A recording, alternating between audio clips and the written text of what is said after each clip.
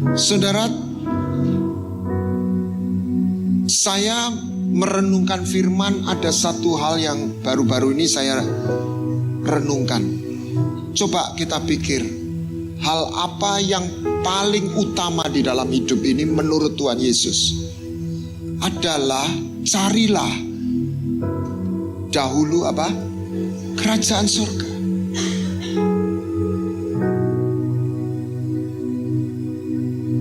Tuhan tidak hanya rindu membawa kita masuk surga.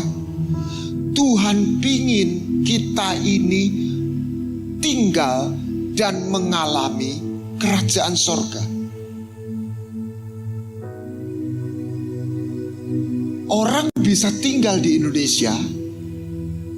Ada, saya bukan mengecilkan, ada orang-orang yang nggak punya KTP, nggak punya pekerjaan, tapi ada orang-orang yang ikut di dalam pemerintahan.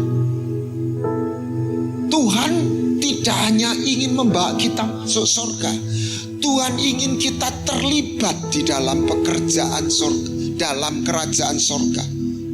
Karena Dia begitu mengasihi kita, Dia tidak hanya menjadikan kita penduduk tetapi pewaris.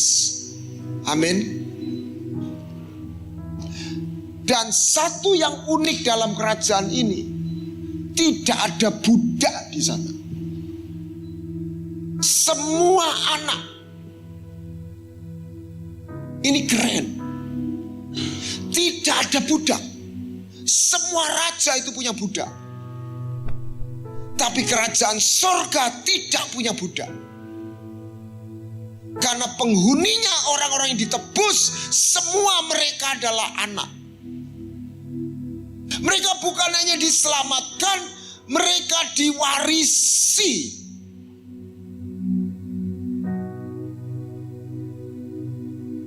Dan kerajaan surga itu ada dua line, dua jalur besar. Namanya keimaman dan satunya pemerintahan. Ini adalah penyembahan imam, yang satu raja. Ini melayani pribadinya. Ini mengerjakan pemerintahannya. Saya tidak ingin buat Anda bingung. Saya langsung aja. Malam ini saya membagikan sedikit bagaimana hidup di sana. Kita buka Imamat 9 ayat 22. Ada 3 korban utama. Saya dulu tidak pernah ngerti apa maksud ayat ini. Imamat 9 ayat 22. Oke. Lihat, jadi Harun memberkati bangsa itu, dan setelah mempersembahkan korban penghapus dosa, korban bakaran, korban bukan keselamatan, pendamaian. Jadi untuk hidup di sana ada 3 line, ada 3 hal yang kita mesti pahami. Umatnya harus hidup dalam pengampunan. Tanpa pengampunan nggak bisa masuk di situ. Dan tidak ada pengampunan tanpa penebusan. Jadi orang yang masuk di situ adalah orang-orang yang menerima penebusan.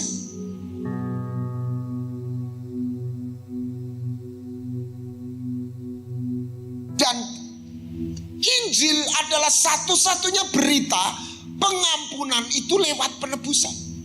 Bukan lewat perbuatan, bukan lewat amal. Kenapa? Karena ini aturannya kerajaan. Karena upah dosa itu mati. Maut itu nyawa, mati itu nyawa, nyawa dibayar dengan nyawa. Harus ditebus. Jadi apa yang mau dicari? Apa yang harus ditemukan? Kerajaan surga. Apa bedanya kerajaan surga dengan kerajaan Allah? Kerajaan sorga itu di atas. Kalau saya di zoom di sini itu kerajaan sorga. Tetapi sampai di rumah, di HP itu kerajaan Allah. Jadi kerajaan Allah itu ada di mana-mana, termasuk di bumi, dalam hidup kita. Amin. Dan Tuhan adalah pintunya untuk masuk di sana. Sebuah dimensi. Nah, untuk masuk di sana kita perlu mengalami pengampunan.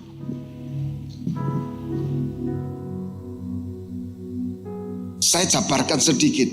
Banyak orang tidak mengerti. Ini semua tiga ini korban gambaran Kristus.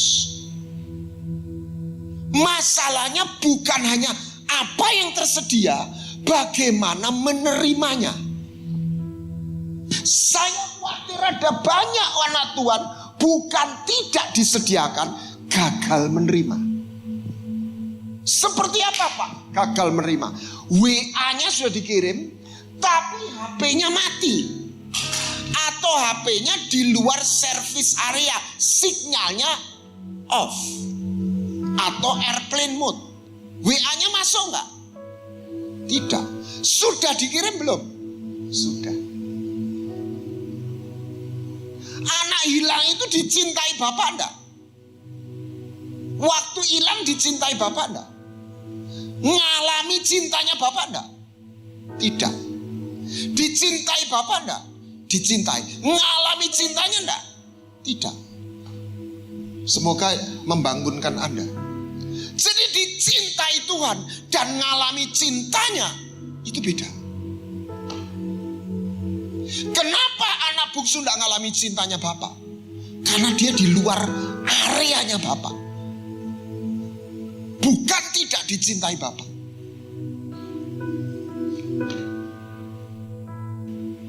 Tuhan sudah menyediakan pengampunan. Gimana pengampunan itu bisa turun? Yesaya 33 ayat 24. Lihat. Tidak seorang pun tinggal di situ berkata sakit. Sebab penduduknya apa? Diampuni kesalahannya. Jadi ada hubungannya antara pengampunan dan kesembuhan. Pak, kita sudah tahu pengampunan. Satu, bagaimana menerimanya? Dengan iman. Percaya. Makanya kita dan ada orang yang tidak bisa menerima pengampunannya karena dia tidak bisa percaya. Yudas itu tidak percaya Tuhan masih menerima, makanya dia bunuh diri. Kira-kira kalau Yudas minta ampun, diampuni enggak? Diampuni.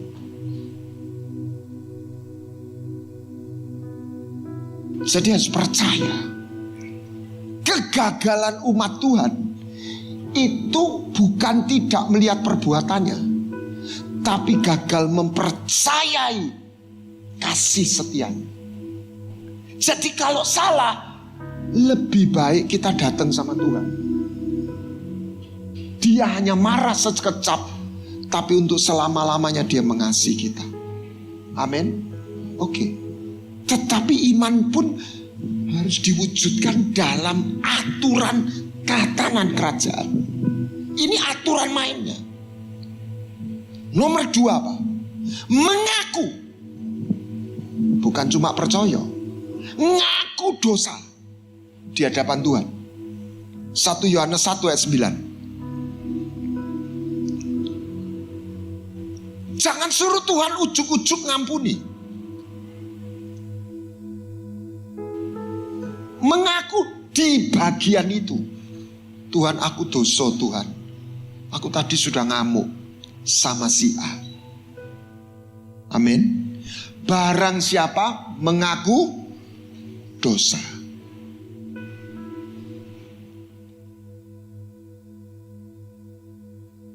Nomor 2, mengaku. Katakan mengaku dosa. Ia adalah setia, ia akan mengampuni. Yang ketiga ini penting. Apa? Doa Bapa kami ditutup ada berapa item, salah satu apa? Ampunilah kesalahan kami seperti kami mengampuni. Ditutup engkau lah empunya kerajaan. Coba ditayangkan doa Bapa kami 6 Matius 6 ayat 11, 12, 13. Setelah ditutup Tuhan itu ngomong apa? Apa yang diulang? Diulang. Barang siapa mengampuni dosa orang lain, dosanya diampuni. Barang siapa tidak mengampuni dosa orang lain, dosanya tidak diampuni. Jadi sebagian orang tidak menerima pengampunan bukan karena dia tidak percaya, bukan karena dia tidak mengaku, karena dia tidak bersedia mengampuni yang bersalah.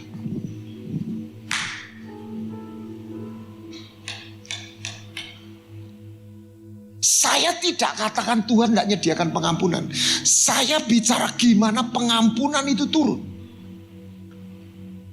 Kita alami pengampunan itu. Sebab pengampunan ada hubungannya dengan kesembuhan.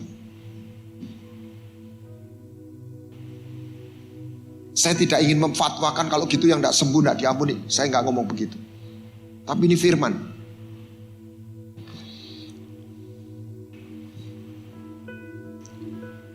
Yang keempat, tindakan iman. Ketika Daud mengalami kelaparan, 2 Samuel 21 ayat 1. Dia ingin membayar kesalahannya Saul dengan mengorbankan anak dan cucunya. Wah, itu ngeri, digantung. Kelaparan tidak berhenti. Tetapi ketika Daud menyempurnakan tulang-tulang Saul, jadi dia berbuat baik kepada orang yang sudah menganiaya dia. Jadi Saul itu nggak dikubur, tulang-tulangnya Yabes Gilead sama Yonatan karena dari Filistin itu. Dia kubur, dia semayamkan sehingga orang bisa tahu ini kuburannya keluarga Saul. Kelaparan berhenti. Saya sudah berkali-kali cerita, ini cerita yang baik untuk pelajaran. Papa saya melayani orang yang kena sakit kanker, tidak didoakan sembuh, ditengking sakit, di konseling dia tidak bicara sama kokonya sudah sekian tahun. Kokonya papa saya keluar, cari kokonya, kakaknya dipertemukan. Tangisan, pelukan, 15 tahun siwa, gak ngomong. Saudara, sebulan kemudian ini sudah stadium 4. Dia ke Surabaya, periksa dokter yang sama, ini orang di Madiun. Jadi catatan ronsennya dokter ini punya. Dia kanker paru-paru. Sembuh total. Bukan sembuh, paru-paru baru. Dan saya mendengar cerita beberapa. Ketika orang mengampuni, kesembuhan itu turun.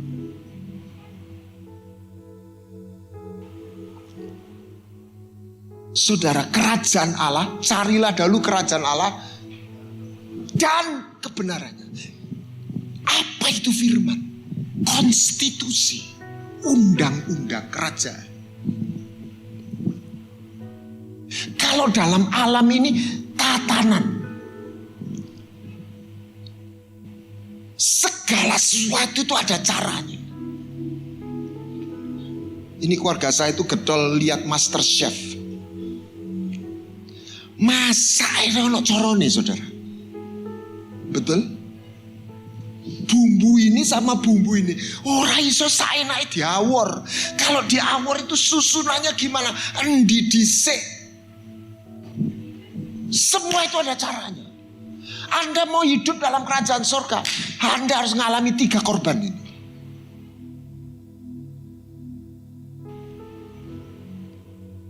Di akhir khotbah saya praktekkan itu. Saya pikir ada hal-hal yang bundeli itu tiba-tiba terurai.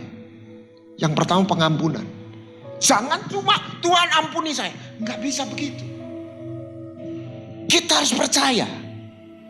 Kita harus merendahkan diri. Harus bertobat. Betul? Bukan pagi tempe sore deli. Bukan kapok lom. Percaya. Mengaku. Mengampuni yang bersalah.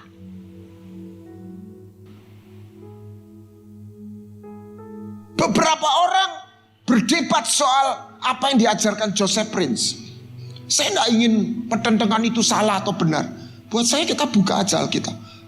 Katanya Tuhan itu sudah menyediakan pengampunan bahkan untuk dosa yang belum kita perbuat. Saya ditanya, pastor percaya nggak? Waktu saya di Jakarta. Oh saya percaya. Oh pastor juga sealiran sama Joseph Prince. Oh enggak, saya bilang. Tapi pastor percaya? Oh percaya. Kalau dia bertobat. Sudah, kalau bertobat diterima. Tapi saya merenungkan masih ada lagi. Kalau dia mengaku, kalau dia mau mengampuni yang bersalah. Loh ini omongan Tuhan loh. Makanya ada orang baik masuk neraka. Hati-hati sudah. Kenapa? Orang baik disakiti, sakit hati tidak mau ngampuni sampai mati. Masuk surga atau neraka? Neraka. Karena dosanya nggak diampuni. Bukan Tuhan tidak menyediakan. Kalau di tangan saudara ada HP jadul, supir saya itu punya HP jadul, nggak mau yang Android, yang model Nokia itu, yang cuma iso telepon. Jadi kalau saya kemana-mana, saya navigatornya. Saya bilang, ku iki supir nakalan, bosmu mbok kon dadi navigator Google Map, karena dia ndak bisa pakai, aku raiso. Ya sudah, ya. Misal HP jadulnya dia ini 250.000. Ada orang ngasih di tangan kita nih HP jadul 250.000. Ada orang ngasih kita iPhone seri 14. Sekarang seri berapa saya enggak tahu. Mau nggak? Mau. Orangnya mau nggak kasih? Mau. Yang nerima mau, yang ngasih sudah siap memberi. Tetapi di tangannya dia ada HP jadul ini 250.000. Ora diculno. Bisa terima nggak? Tidak bisa. Loh.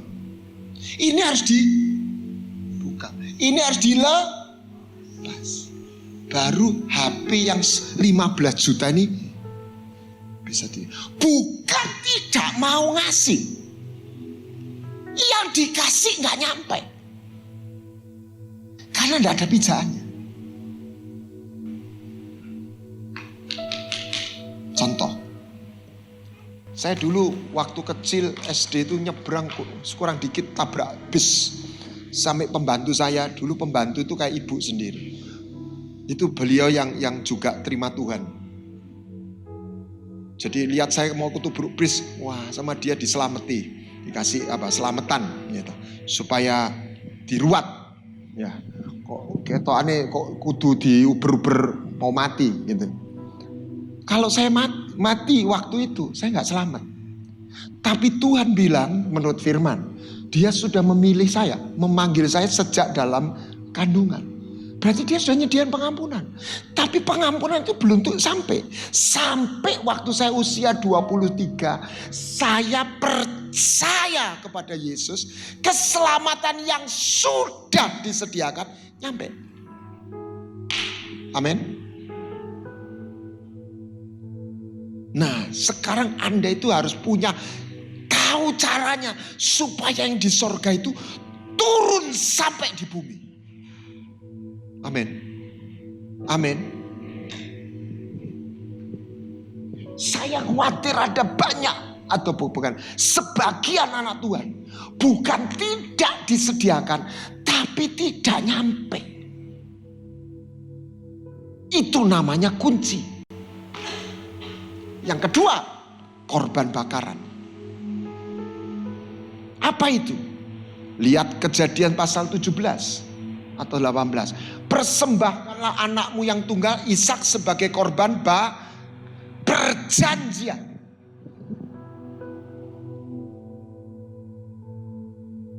Keluaran 24 ayat 8. Bagaimana kita bisa jalan sama Tuhan? Bagaimana kita bisa mengalami realita Tuhan? Ingat di Wahyu 4 di Sardis, ada orang yang di Sardis yang berjalan bersamaku karena dia menjaga pakaiannya bersih. Keluaran 24 ayat 8. 24. Kemudian Musa memerciki, mengambil darah, menyiramkan. Inilah darah perjanjian. Saya sudah bagikan. Kalau Anda lihat ibadah peneguhan pernikahan, mempelai wanita masuk itu pakai apa? Cadar. Ya cadari ngerawang cek iso ndelok. Tapi aslinya sebetulnya gak ketok. Betul-betul kayak burka yang ya. Sehingga mempelai wanita tidak bisa melihat wajahnya mempelai pria. Tapi setelah didoakan, didoakan jadi suami istri, berarti apa? Perjanjian. Terus terakhir apa? Cadar dibuka. Ayat 10. Keluaran 24 ayat 10. Ini keren. Setelah mengikat perjanjian, dikatakan lalu mereka apa? Melihat. Kenapa tidak semua anak Tuhan mengalami realita Yesus? Karena dia hanya berhenti masuk pengampunan, belum masuk dalam perjanjian. Korban bakar. Jadi Anda untuk hidup dalam dimensi itu, yang dimana saya katakan 2 tambah 5 berapa? Berapa? Masih lupa, sudah lupa. 2 tambah 5 berapa? Dalam kerajaan sorga 2 tambah 5 itu 5.000. Amin. Amin. Kalau Anda di planet mana itu, Jupiter atau siapa, berat Anda yang 60 kilo jadi berapa? Mungkin 10 kali jadi 600 kilo. Gitu misalnya. Karena gaya gravitasinya lebih kuat. Misalnya kayak gitu. 2 tambah 5 berapa? Di realita 7. Di dalam kerajaan sorga 5.000. Mau yang 7 atau 5.000? 5.000. Anda harus masuk perjanjian.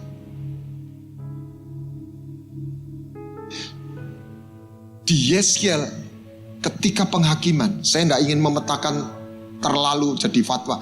Tuhan bilang, penghakiman mulai dari rumah Tuhan. Jangan kau sentuh orang yang batuk ono tanda T. Ojo mbok sentuh. Di kitab Wahyu juga ada. Apa itu? Bukan T, To. To itu apa? Cross, covenant.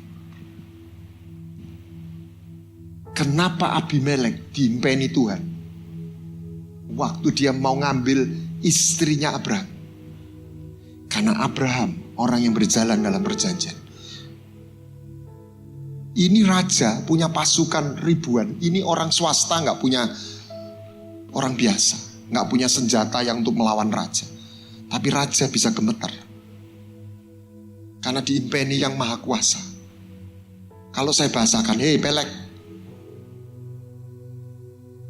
mbok pikir iku apa? Wanita yang mbok masuk no kamar itu sopo? Oh iku adek konco kamuku itu Tuhan. Kira-kira gitu. Aku ndelok ayu, tak pek bojo. Ngawur kowe. Iku dudu adike, iku bojone. Lah bojone iku koncoku. Ngerti? Kowe wani ndemek bojone, tak pateni kowe. Besok pagi, kowe ra ngomong iki bojomu. Aku mau dipateni Gusti Allah.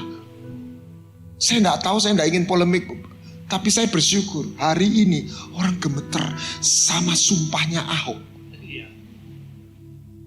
Sitok, real. hati-hati dengan orang nelongso deket sama Tuhan, nelongso bengok. Hati-hati saudara. Covenant. Anda jangan berhenti menjadi orang yang hanya diampuni dosa. Anda jadian sama Tuhan.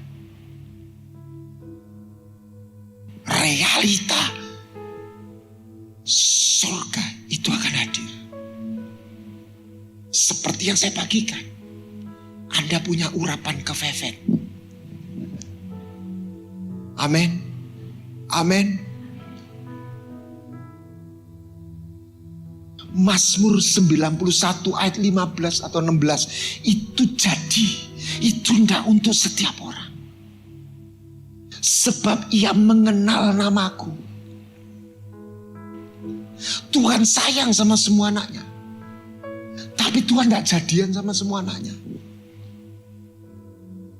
Kenapa? Karena perjanjian itu tidak bisa satu arah. Tapi untuk masuk perjanjian, Tuhan lebih dulu menyerahkan tubuh dan hidupnya, darahnya. Karena perjanjian itu dua orang yang menyerahkan tubuh dan hidupnya. Makanya inilah tubuhku, inilah darahku. Tapi nggak boleh satu arah, harus dua arah. Dari sini namanya penebusan dari Tuhan. Dari kita namanya penyembahan. Makanya kata kudus itu paradigmanya beda dengan agama. Kalau kata kudus versi agama itu hidup dalam moral. Itu kudus. Kalau dalam Alkitab kata kudus itu kuduslah engkau karena aku kudus.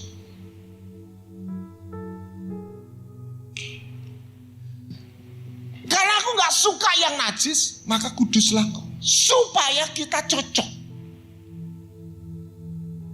Amin. Cocok.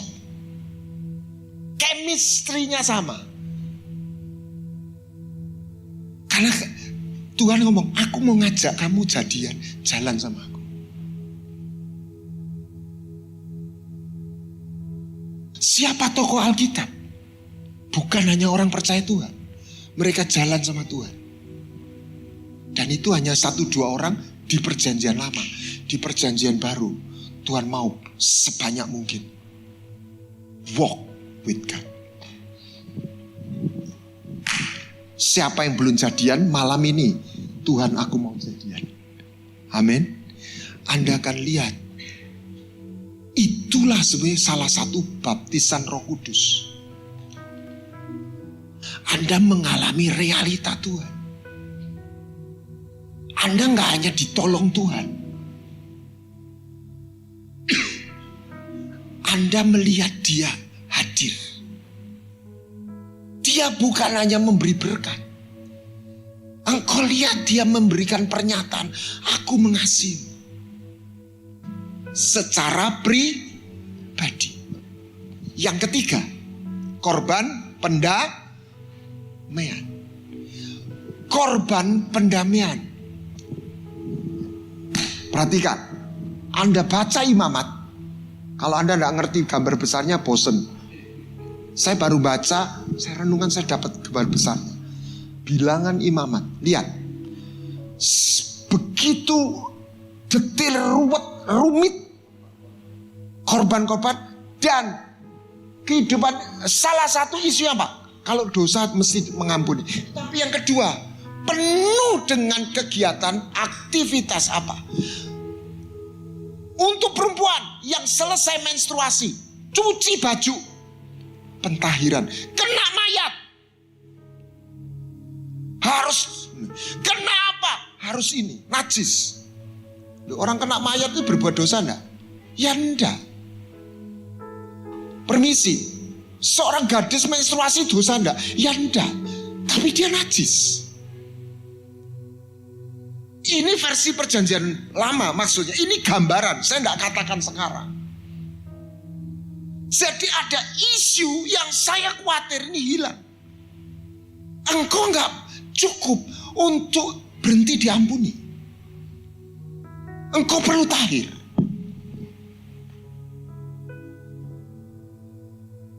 Contoh yang jelas, kalau orang kusta, penyakit lain minta ampun, sembuh. Kalau kusta sembuh, belum berhenti di situ. Setelah sembuh harus apa? Ditahirkan. Lihat, Imamat 14, 2 dan 3. Inilah yang harus menjadi hukum tentang orang sakit kusta. Pada hari pentahirannya, ia harus dibawa ke imam. Dan kalau dia sembuh, ayat 3, dan memeriksa apa dia sudah sembuh. Kalau dia sembuh, nggak berhenti di situ. Dia harus ditahirkan.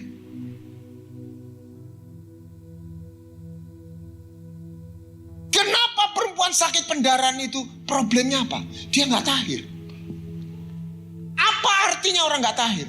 Orang nggak tahir itu dia tidak bisa menerima rahmat Tuhan. Bukan karena dosa, karena kotor.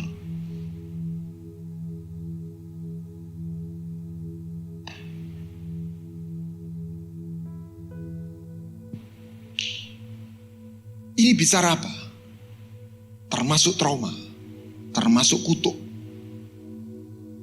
Harus ditahirkan. Orang bisa mengalami hal yang buruk bukan karena dia berbuat dosa, karena dia nggak tahir. Ada kuasa maut yang ini bicara korban Yesus. Saya nggak ngomong Anda membawa korban petahir. Anda harus menerima Yesus, korbannya mengampuni. Kuasa darah itu juga perjanjian. Amin. Amin. Yang ketiga pentahiran. Ayat 7. Imamat 14 ayat 7. Anda lihat. Nah, nanti kita praktek. Kemudian dia harus apa? Memerciki 7 kali kepada orang yang ditahirkan. Demikian ia tahir.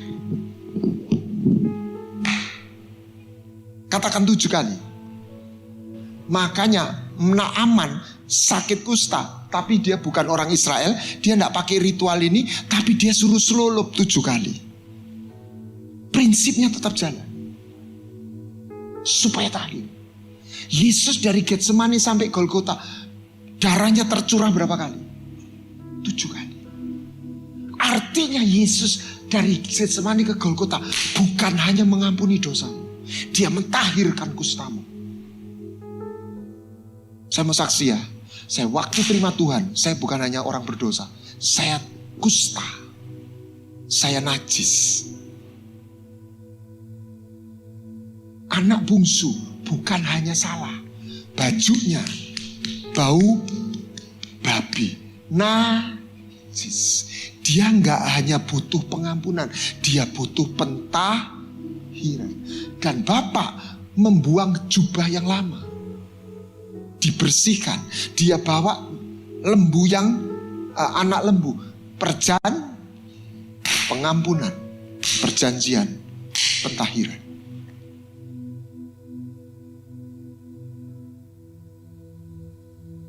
Anda masak, bumbunya kurang, rasanya beda, lebih fatal lagi, ora dadi.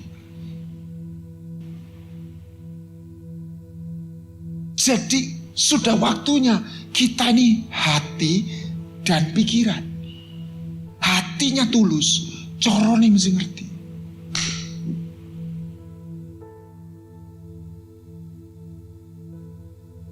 Daud pernah berdosa, ngitung pasukan. Ingat? Sampar datang. Sampar itu penghakiman. Daud menyesal. Saya bukakan ya. 2 Samuel 24. Ayatnya mari kita lihat, bisa cek bersama-sama. Ini menarik. Saya ajari. Ini salah satu sebetulnya pelajaran yang satu seri pengajaran sedang saya rintis tentang kerajaan. Ini bicara kerajaan, keimaman dan pemerintahan, oke? Ayat 17. 2 Samuel 24 ayat 17. Lihat. Daud menyesal.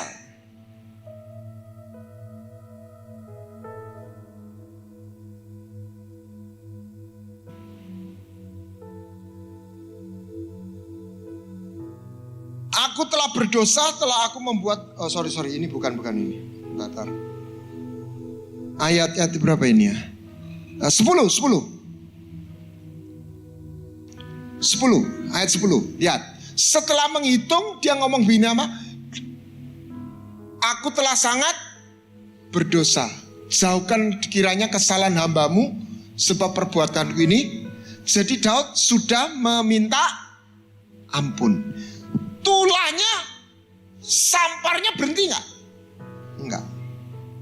Lalu Tuhan ingin dia minta ampun, Tuhan mau sampar itu berhenti. Kalau Anda urusan sama polisi, bukan Anda, orang ini keluar surat perintah penyidikan. Ya, ternyata orang ini tidak salah. Untuk supaya surat penyidikan ini berhenti, harus bisa ujug-ujug enggak? Bisa otomatis enggak? Tidak, karena ini dikeluarkan instansi negara, punya kekuatan hukum. Jadi harus ada keluar surat penghentian penyidikan. Amin. Baru berhenti. Ayat 18. Lalu Tuhan mengirim Nabi Gad. Nah, ini penting. Pergilah dirikan mezbah di tempat pengirikan Arauna. Ayat 25. Perhatikan, Anda baca baik-baik. Apa yang dipersembahkan Daud? Ini tempat didirikan bait suci Salomo di Gunung Muria. Tempat surga buka. Waktu Daud membangun mezbah, dia membayar, dia tidak mau gratis. Dan api langsung turun dari surga. Baca. Lalu Daud mendirikan di sana mezbah bagi mempersembahkan apa? Korban bakaran dan 2 atau 3? Cuma 2. Jadi yang satu sudah dipersembahkan. Korban penghapus dosa. Tulahnya berhenti nggak? Tidak. Daud di sini hanya mempersembahkan berapa? 2. Jadi lengkap. Korban penghapus dosa, korban bakaran, korban pendamaian. Maka Tuhan mengabulkan doa untuk negeri dan tulah itu berhenti. Sekarang implementasinya. Izinkan Tuhan. 1. Anda selama ini punya dosa. Kita semua punya dosa. Salah satu, ampunilah orang yang bersalah. Kita lihat, ini penting sekali. Kita perlu baca itu. Tidak hanya ini. Bentar, Matius 6. Karena dosanya orang baik ini disakiti dan tidak mau mengampuni. Ya. Bentar. Ayat berapa ini? 14 dan 15. Lihat, 14. Karena jika mau mengampuni kesalahan orang lain, Bapamu di surga akan mengampuni kamu. Kedua, kalau engkau tidak mengampuni orang, Bapamu juga tidak akan mengampuni. Bukan tidak mengampuni, dia tidak bisa memberikan pengampunan yang sudah dia sediakan. Jadi nanti kalau Roh Kudus bicara, kau lepaskan aja pengampunan. Supaya kita menerima pengampunan. Dan pengampunan yang wujudnya akan membawa kesembuhan. Yang kedua, yang belum jadian, ajak jadian Tuhan. Anggaran akan dipenuhi Roh Kudus. Amin. Kau akan lihat mempelai itu. Yang ketiga, korban pentahiran. Lihat apa yang terulang di dalam hidup kita. Lihat nenek moyang kita. Perceraian. Sakit turunan. Kemiskinan terus. Pertikaian yang berulang. Malam ini patahkan. Karena Yesus firman berkata, terkutuklah orang yang tergantung di atas kayu salib. Jadi Yesus tidak hanya menebus dosa, dia membayar kutuk. Amin.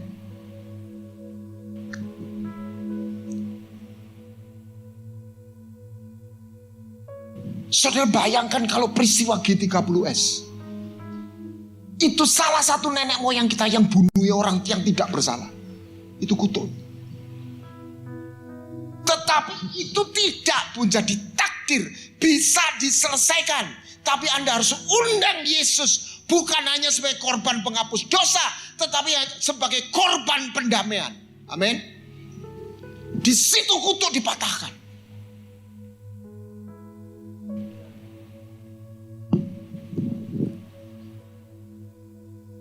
Saudara, izinkan Roh Kudus bicara apa yang berulang, apa yang kau rasakan, sesuatu mengejar engkau. Engkau akan rasa kalau itu mengejar engkau. Saya pernah ketemu seorang, ini seperti cerita sinetron.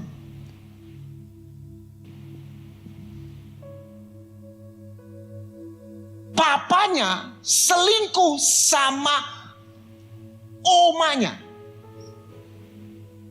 Jadi menantu sama mama mertua. Rupanya sudah banyak beberapa terjadi. Ibu mertua sama menantu pria. Saya masih ingat sekian tahun yang lalu. Dan ini akhirnya cerai suami istri. Si bapak lari sama mertuanya. Serius. Dan dia salah satu anggota kaum muda waktu itu. Dia ngomong sama saya satu hari, Om, anaknya cantik. Saya besok ini bakal punya pacar, Om. Dia belum pacaran, masih SMA. Lah ya kenapa? Saya bilang. Nanti setelah itu aku nikah, Om. So, mari ngono aku pegatan, Om. Loh. Jadi itu belum punya pacar. Nanti Om, aku nih bakal punya pacar. Mari gitu nikah, mari gitu aku pegatan, Om. Loh kok bisa? Ya aku rasanya gitu, Om. Itu kutuk. Itu bukan mengada-ngada. Dia rasa ada satu takdir yang ingin membawa dia ke sana. Saya ajak doa.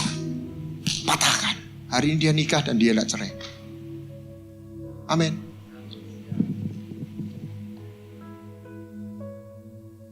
Izinkan Roh Kudus bicara.